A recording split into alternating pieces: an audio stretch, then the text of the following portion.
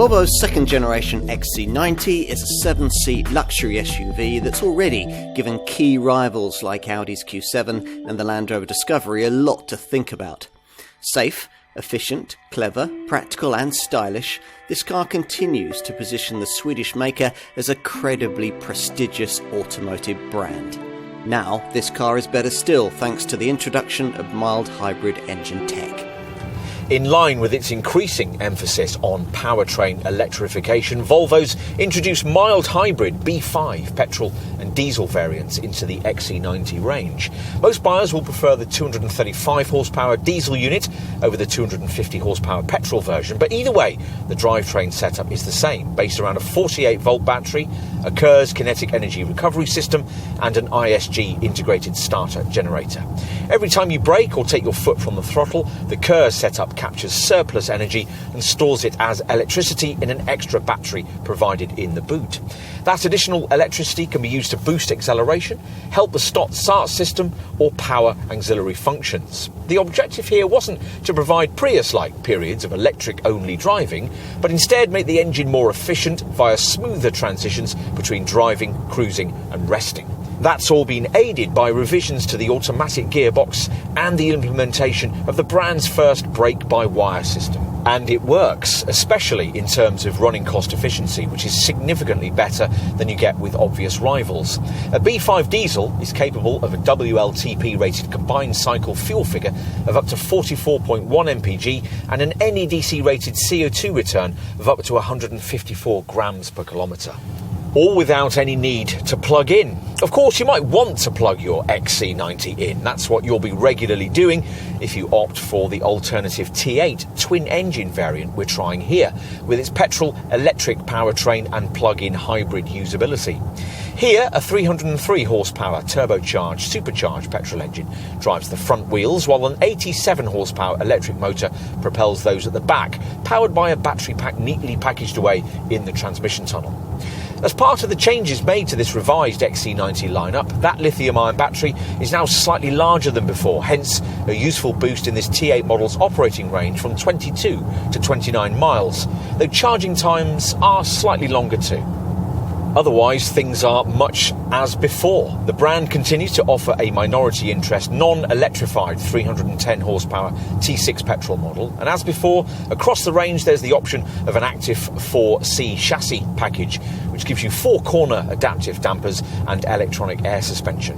Handling strikes a good balance between comfort and agility. Cruising refinement meets the required executive standard. And there's the potential for a mild amount of off-road prowess. A standard pilot assist system offers a degree of highway-orientated autonomous driving technology, and you might be interested to know that conventional variants can now tow up to 2,700 kilos.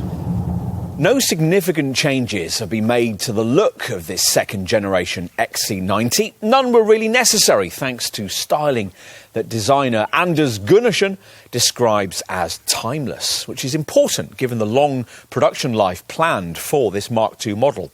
The shape, though substantial, is cleverly proportioned to look as compact as possible. So many large luxury SUVs appear bulky and intimidating. This isn't one of them. We liked the front of cabin experience served up by this XC90 when we first tested it back in 2015, and we still do. This interior is simple, elegant and very uncluttered, with only 8 buttons on the fascia. The remaining functions you'd normally access through confusing rows of little switches on the dash have been relocated into menu options that lie behind the big, easy-to-use icons you'll find on a smart 9-inch infotainment colour touchscreen that's presented portrait style on the centre console. You'll glimpse more high-tech screen technology through the 3-spoke wheel courtesy of Volvo's 12.3-inch active TFT crystal driver's information display.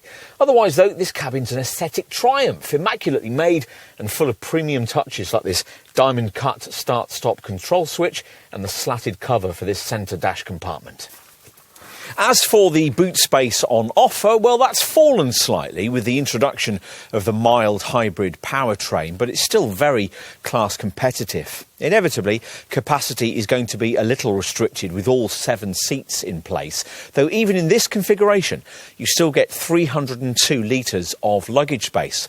Volvo seems to be flourishing under foreign ownership. You might have expected Chinese control to stifle the company's Scandinavian character. Instead, what we've been given here is a return to Swedish charisma and an emphasis on the cool, restrained style and real-world practicality epitomised by the Gothenburg brand.